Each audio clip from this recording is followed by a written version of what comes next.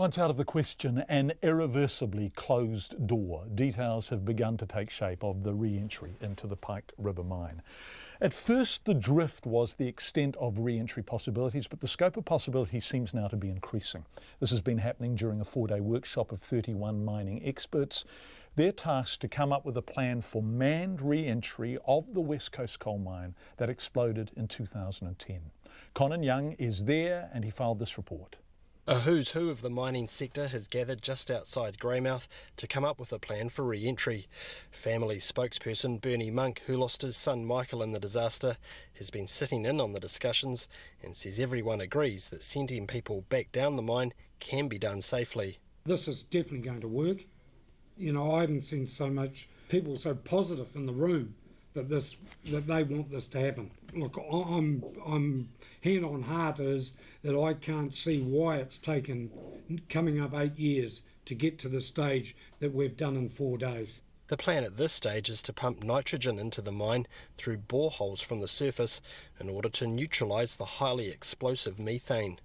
Once this is achieved, a small team, including police forensic experts, would be able to enter the main entry tunnel safely and without breathing apparatus. They would be looking for the men's bodies and clues as to why the mine exploded. At this stage, approval has only been given by the government for manned re-entry up to 2.3 kilometres inside the main entry tunnel as far as a substantial rockfall.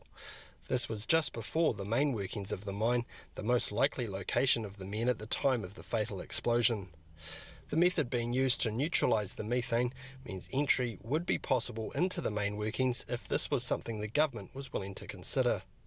The head of the Pike River Recovery Agency, Dave Gawn, says no decisions have been made about this at this stage. Again, there's an awful lot that we don't know. We don't know the size of the rockfall. We don't know and haven't explored the options of doing something like that. From my layman's perspective, from what I understand of it, the risk profile is higher. The cost is higher. But that decision in terms of, after we've done the study, the feasibility study, is a decision that the government will make.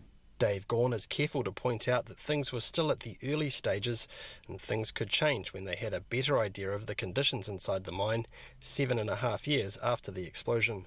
So again, I want to emphasise that this is the concept that is being worked through at the moment. The detailed planning and the risk analysis and everything else may include or identify variations to that. The experts are using the re-entry plan of a group of experts the families came up with 1.5 years ago. They're also using the one Solid Energy formulated only to decide re-entry would be unsafe.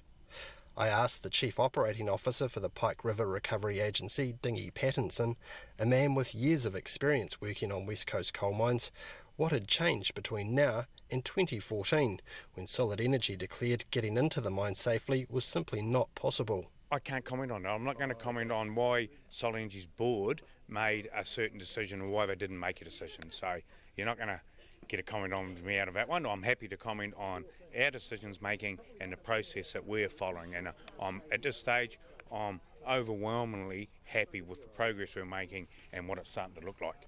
So why is it important to the families that this plan succeeds? And what is it that has kept them fighting what has at times seemed like an unwinnable battle to get their men's bodies back? Here's Anna Osborne, whose husband, Milton, is still in the mine. My children and I, we haven't had a memorial service for Milton yet, only because, I always said if I'd held a memorial service for him, it would mean that I'd given up on ever getting his remains home. And I haven't given up on that, and I won't give up on that. Bernie Monk says the remote Pike River mine is no sort of resting place for his son. My son would never want to be left in a mine. From my family's point of view, they want to visit where he is, and I think he deserves that. I just want my son so I can visit him every day. We've got our little spot in our garden at Paroa there, and that we visit and I see and look at every day, and I just want him back home with my family. A final plan for how to get into the mine will be presented to the Minister responsible, Andrew Little, by June. Manned re-entry is planned by March next year. In Greymouth for Checkpoint, ko Conan Young tēnei.